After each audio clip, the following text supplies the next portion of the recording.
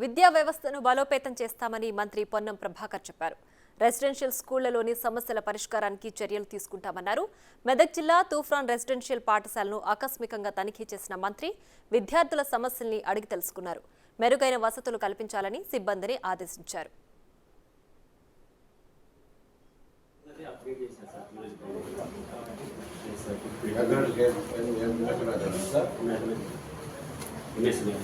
ఏ class మీరు ఏం నడుస్తుంది ఏం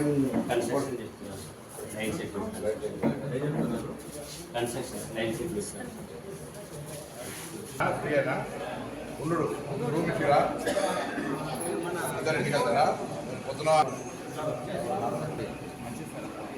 చూసుకో పిల్లలంతా తప్పు చేయకుండా జాగ్రత్త అని చెప్పాలి. 2 నెలలు అయిపోయింది కదా ఎలక్షన్ అయిపోతాయి. 2 నెలలకి ఒక్కసారి కూడా మొత్తం తూఫాన్ల మండలం నెల్లూరు ప్రతిష్టాత్మకమైన పాత ఓల్డ్ 35 రెసిడెన్షియల్ స్కూల్స్లలో ఉన్నటువంటి ఈ స్కూల్ కూడా అది కూడా 10 సంవత్సరాలు ముఖ్యమంత్రిగా ప్రాతినిధ్యం వహించిన నియోజకవర్గంలో ఉన్న స్కూలు. దీని పరిస్థితి ఏదో చూద్దామని వచ్చాం. సడన్గా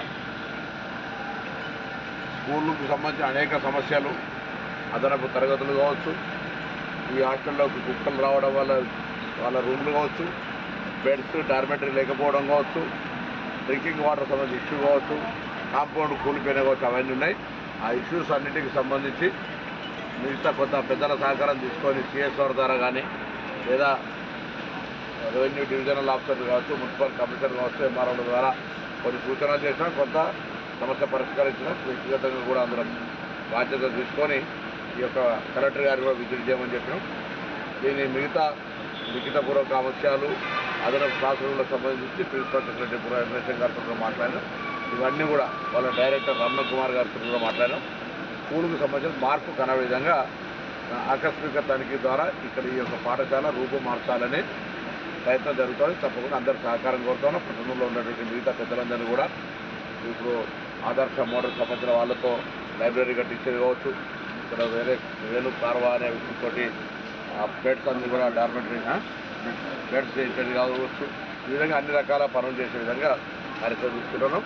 పాఠశాల వసతి సౌకర్యాలకు సంబంధించి పట్టణంలో మిగతా వాళ్ళందరూ కూడా సహకరించడం